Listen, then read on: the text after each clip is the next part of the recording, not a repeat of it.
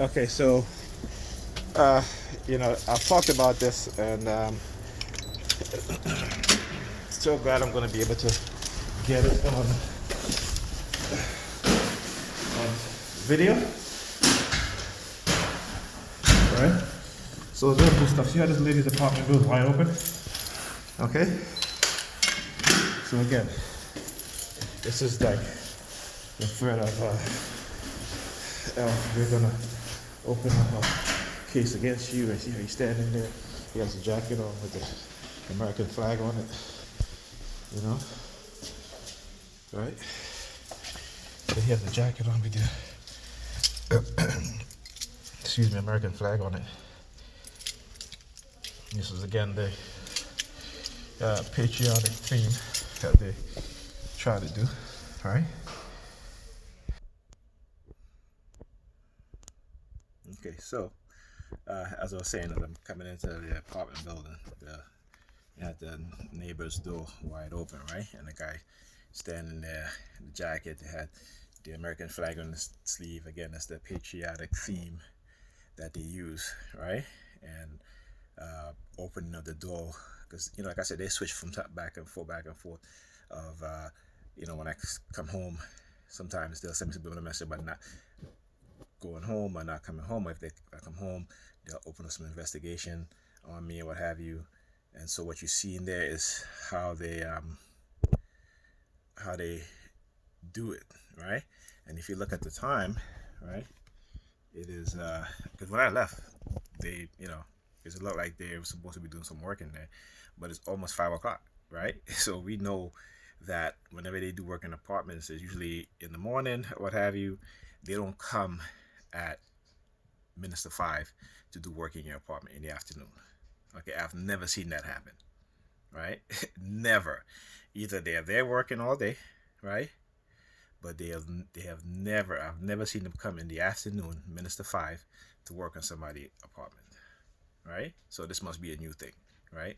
But anyway, like I said, it all coincide with how they start targeting me and stuff like that. And it's again, it's nothing new except for this. This is new right there.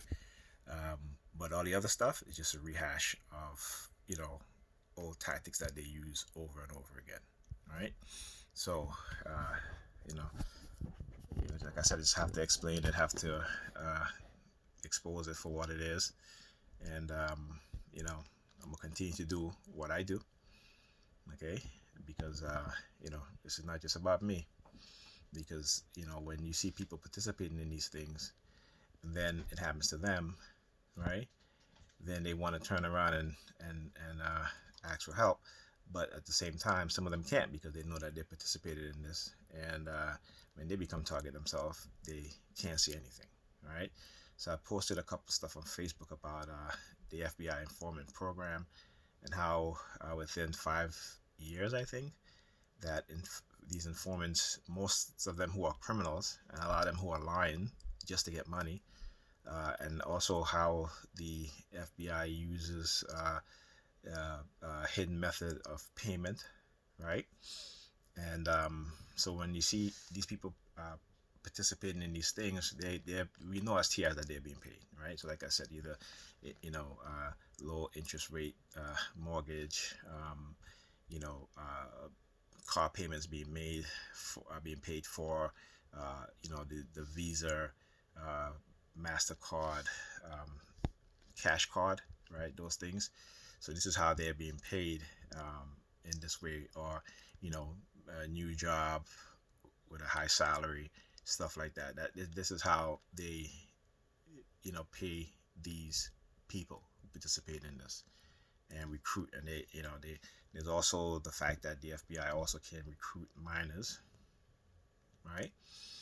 Either with the permission from the parent, or if the minor is if the parent has given the minor permission to be independent, so stuff like that. And they're not using this for any good to say, because I'm not a criminal, right?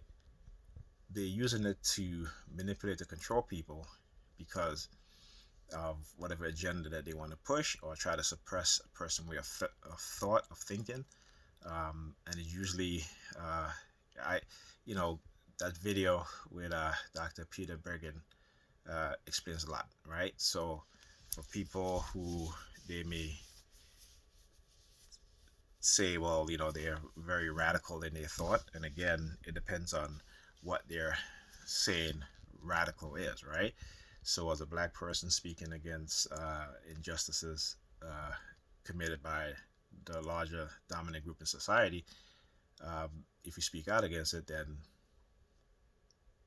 you know what I'm saying, then they say that you're radical, right? If you're protesting the condition of your people, or if you're protesting the condition of your, like in public housing, the fact that that HUD doesn't do any sort of repairs in communities of color, particularly communities we have black and Hispanic people who are living in housing, public housing, and they don't repair it. There's rats, broken elevators, and then you go some places like Howard Beach, or you go some places in Manhattan where you have a either 50-50 of whites and people of not just people of color, but black and Hispanic people, or in neighborhoods where it's predominantly white. The buildings are kept immaculate condition. Repairs are made. All this stuff, right? So if you're protesting against that, then they consider you radical. So again, it's like when they try to label people with these words like radical and extremists, particularly we know who the extremists are, right? So for instance, when they try to say Black Lives Matter members are radical extremists, how are they radical extremists? They don't carry weapons, they don't incite violence and stuff like that. And we know the people who attend these protests and rallies, the ones who are inciting the violence are either undercover police officers or right wing extremists who are mixed within the protest and try to edge people on, right, by throwing bricks and stuff like that. So we know that without a doubt. So again, these people, they lie, they manipulate, they deceive, and they know how to use psychology to rope people in. Okay, so with that being said, I will speak to you guys in the next video.